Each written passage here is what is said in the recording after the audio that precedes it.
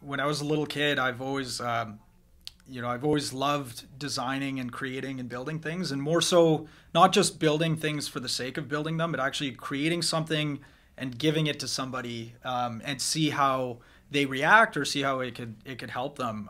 So I've been doing that since I was a little kid. Like I remember I started my first hustle. I think it was about just 9 or 10 years old, and I created a line of coloring books and sold them to my classmates. There was a really popular show at the time called Dragon Ball Z, and yeah, I just remember that feeling of like, hey, these kids are loving what I created for them, right? And so I think that carried forward throughout the rest of my life, and that's actually what drove me to study engineering in the first place. Is just that whole process from scratch, creating something out of nothing more than an idea in your head and seeing it materialize and come to life and also become like a functional tool that you can give to somebody. That's always what's motivated me. So yeah, like I've always kind of carried that forward.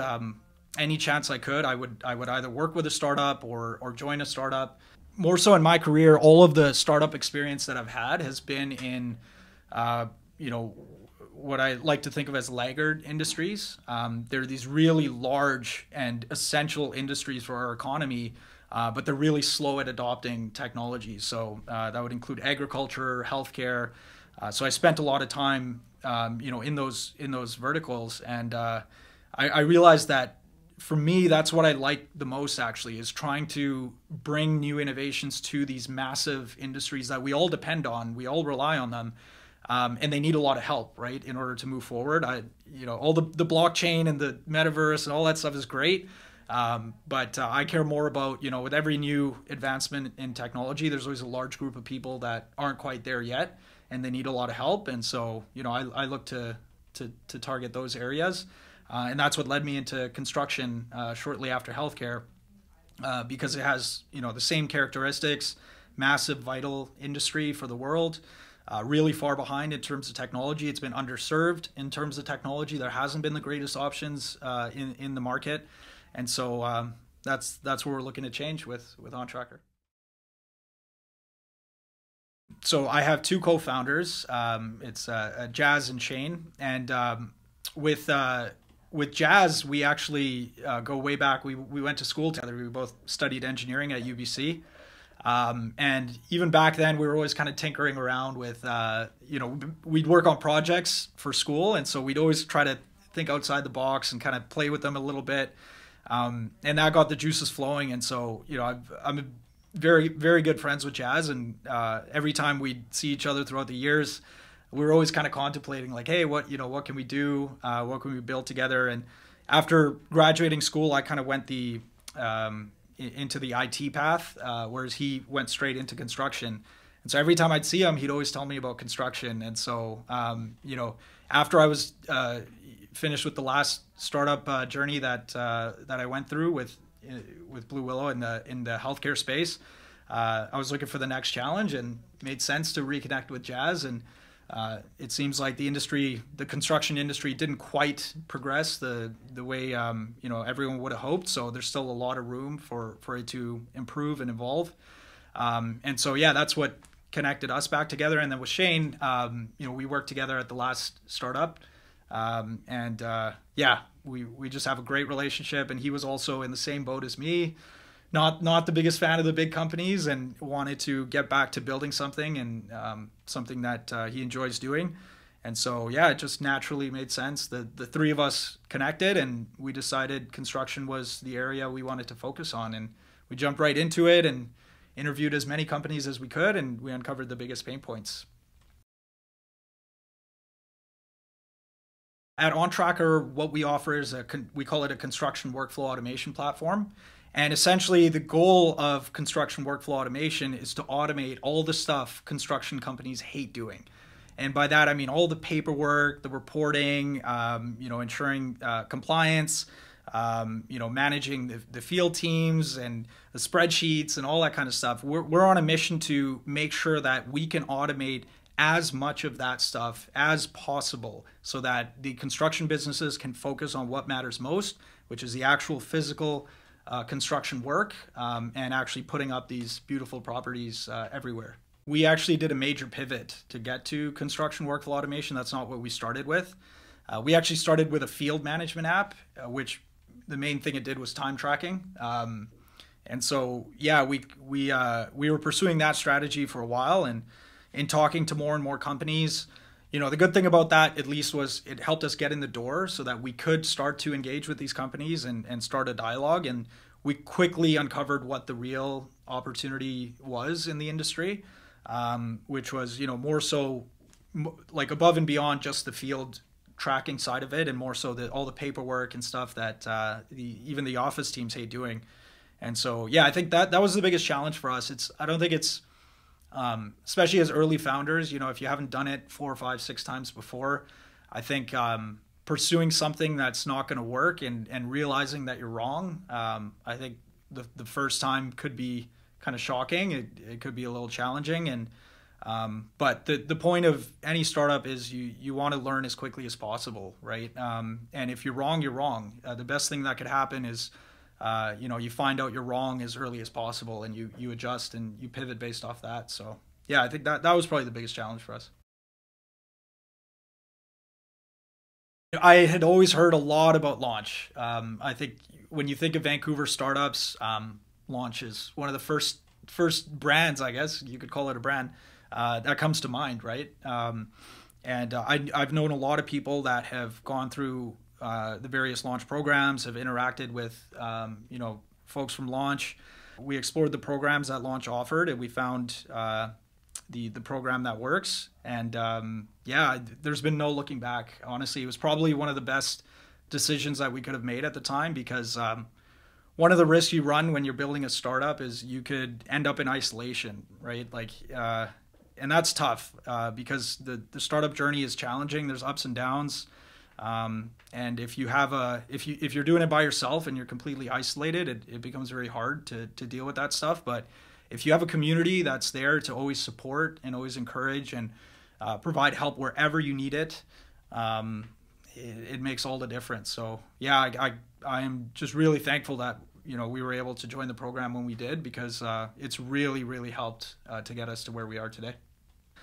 Just the fact that we're on the same Slack and everybody's connected. There's all these huddles, there's all these events that happen, amazing guest speakers that come in that you can learn a ton from.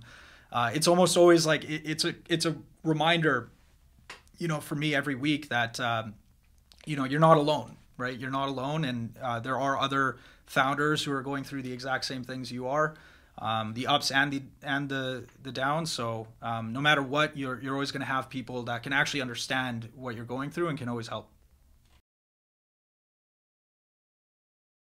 I was trying to raise a smaller round last year without any traction, and then you leave things up for debate, right? With investors, it comes down to the fundamentals behind your idea, and anyone can argue that, right? Because you don't have anything to show for it. It's just a plan. Whereas this time around, we had already started generating revenue. We were getting great testimonials from our early customers. We even secured some partnerships as well. And we, have been able to validate the initial problem, right, that we're trying to solve. And so taking all of that to investors, it becomes harder to argue with, right, when you see the numbers behind it. And yeah, I think that made all of the difference. And the second thing I would say actually is I started fundraising well in advance. We didn't need the money. And I remember, my plan was always to start fundraising, in Q2 of this year. And I started that process in November of last year. And actually it kicked off with the launch competition, the pitch competition. And that really helped me get, practice my pitch, different forms of the pitch, make sure, you get your vision down, you're able to articulate everything. Yeah, so I would say those two things, traction, and I actually started fundraising before we even needed to fundraise, just to build relationships and get on people's radars. The funding, and it's mainly just fuel, right? At the end of the day, it's not going to mean you succeed just because you can raise money. You need to build a great product. You need to be able to distribute that product. And you need to, most importantly over everything else, you need to provide value to the industry or the vertical that you're targeting, and you need to see proof of that value. If you plan to fundraise later in the year, get started now, honestly. And the worst that can happen is people are gonna tell you they're not interested, but with every no you get from investors, you're gonna learn, right? Maybe it comes down to your pitch, maybe it comes down to how you're positioning the product. Maybe you don't have any traction, and it made you realize I need to go get some traction, right? It's going to keep you honest, and I think the sooner you get started with that process, the better. It doesn't mean when you start early that you need to say, oh, we're raising this much money for this. You can just say, hey, we're raising money later in the year, and if you're interested, we'd love to add you to our the investor newsletter, or just stay in touch and connect with them from time to time. Yeah, so you want to get on that ASAP. Right now, we have nearly 30 companies using the platform. A lot of them, because we're in the early days, we're still in the first few months in the market. So, a lot of them we've been partnering with together to actually build out the platform and continue to get the feedback. But yeah, nearly half of them have already started paying on annual contracts. And so, yeah, we're starting to see those early signs of revenue and get that early traction. The fact that we're generating this kind of revenue within just the first few months is a good sign, but obviously there's a lot of work that we still need to do. So yeah, we're going to put our foot on the gas. We've been able to acquire customers, but the next challenge is retaining customers. So we need to start focusing on other areas like customer success, and continuing to iterate and provide additional value. We also are learning now, first of all, there's the sales cycle side of it, right? You want to try to reduce the sales cycle as much as possible. And then after the sales cycle, there's the onboarding time, because we are an enterprise tool. So you want to always try to shrink those. And so, you got to create a lot of resources and things like that can help your customers through their journey. And so I think that's what we're hyper focused on right now is to continue to not only acquire customers, but prove that we can retain them, and just hang on to them, make them all happy, make sure people love the product, and we keep growing from there. And this will take us to next year, and hopefully we'll be able to raise a bigger round next year. I'm always amazed in Vancouver, to be honest, at the ideas and the innovations, that are coming out of here. And I think for me, it started when I went to UBC and just, was able to observe a lot of the research work that was happening, in Vancouver. And it's amazing, right? You look at especially the clean tech space, obviously with Web3, it's becoming one of the hubs in the world. And also actually even for construction, it's, because it's such a big market for construction, there's a lot of interesting innovations coming out of Vancouver. And I think too, it has something to do with the kind of West Coast mentality that we all have over here. Everyone's kind of laid back, very friendly, open-minded, very supportive. And every time I interact with anyone in the startup community, it's nothing but supportive, right? Everyone always tries to help each other in any way they can. It's a very interconnected startup ecosystem here, and that's one of the reasons why I love being part of the launch community. Is you can always reach out for help, and you'll be put in touch with the right people that can actually help you. So yeah, I think it's a great place to be in terms of starting a tech company. Vancouver's awesome.